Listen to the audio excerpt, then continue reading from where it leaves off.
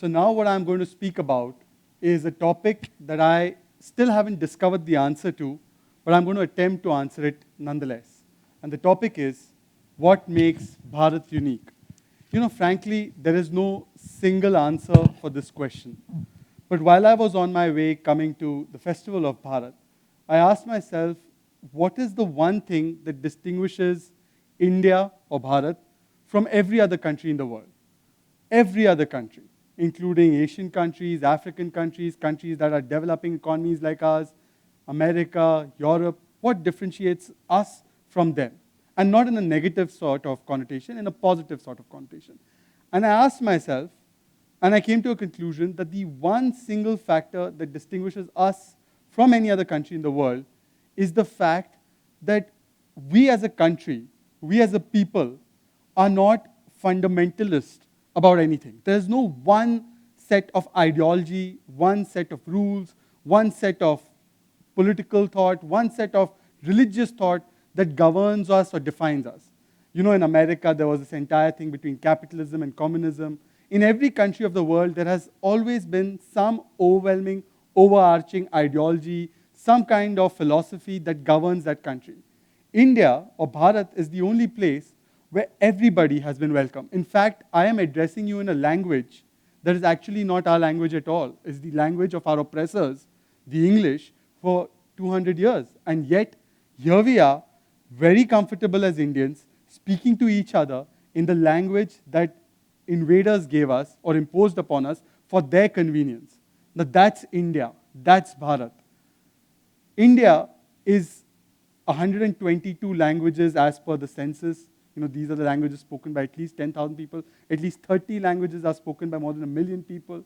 If you actually see the number, it goes up to 1,600 languages. Every 15 kilometers, I'm told, the dialect changes. And you can experience it yourself. We are here in Delhi. You go just a little bit away, maybe to Noida, that's completely different. Then you go a little further away, and that's different. Ghaziabad is different. Gurugram is different. So that kind of diversity, almost 130 crore people, different faiths, Hindus, Christians, Muslims. Muslims, perhaps the second largest community or third largest in the world, in fact, now I think after Pakistan and Indonesia, reside here. And we all coexist. We just don't coexist. We actually live in peace and harmony. And what makes us different is this level, this tolerance. And I don't think that this tolerance is going away anytime soon, no matter what you hear on the television sets, no matter what you hear on the political narrative. I think this is something that has bound us together for over 5,000 years. And it made us great back then and it will make us great in the future as well. Think about it. What kind of a country are we? We're the kind of country that if I pull out this note that I have in my pocket, and there are 15 languages on the currency note, 15. I don't see the United States currency having that kind of diversity on their notes. I don't see the European Union's euro having that kind of, I think they have a couple of Latin and Greek or something of that sort, but I don't think that is the kind of diversity on their currency notes.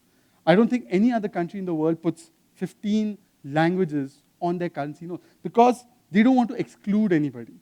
That's the thought that's prevalent in Bharat. Bharat has always been about including everybody, including our invaders, including people who came here to colonize us. That's Bharat. Let me give you another example. A lot of people from the West, particularly, look at India and they see, look, this country is so chaotic. In fact, the Britishers didn't give us a chance. They thought our democracy would collapse. There would probably be authoritarian rule. They thought that we'd break up into multiple pieces. They thought there might be military rule like there was in Pakistan for a lot of time. I guess 48 years in Pakistan out of 71 years, they've been under military rule. But that's not happened in India. And why did it not happen in India? In India, you and I get very frustrated when we are driving on the road and we see maybe a bullock cart on the road, right? Or we see a cow on the road, or we see an animal on the road. And we are like, this doesn't happen in Singapore. This doesn't happen in the United States. Why should there be a bullock cart on the road? It's moving so slowly. But think about it. What is India? India says that the guy with the bullock cart, the guy who's the most disempowered person, who's actually not financially empowered, not socially empowered, he too has a space on our roads. It's not like the United States, where a bullock cart isn't allowed. I'm not making a virtue out of the fact that people don't follow the law, but I am saying that India gives space to people. It's actually a good thing not to see the bullock cart on the road, but to actually feel the experience, the power that even the most socially and economically disempowered person has to ride on those roads. Because those roads are not meant just for the rich and elite. Those roads aren't meant just for my Mercedes or your Audi or your Maruti. That's not what it's meant for. It's also meant for that poorest guy to go and earn his bread. And he gets that space in India. I think that's unique. India allows that. Yes, we have our laws, but still India allows that. It's a mindset where we make our peace. We learn how to coexist. Okay, so if there's a cow on the road, we take a little bit of a diversion and we make it to our destination. That's India. India thinks about accommodating, and this is not something that the West has given us. Let's not kid ourselves. Democracy is not a British invention into India. It's not a British thing, nor is secularism, nor are all these great virtues. These were already ours. They were always there. In fact, because they were there, we controlled 33% of the world economy. We were the superpower that everyone wanted to come here and conquer, everyone wanted a part of, everyone wanted to trade with. That's why people didn't go actually looking for America. I think somebody went looking for India and landed up in America. So America was a mistake. India was the right destination. And I think that's the beauty of India. Everybody gets space. So think about it. Namaste. We hope you enjoyed this Chitti Media content. Please remember to subscribe to us and switch on the notifications for this channel.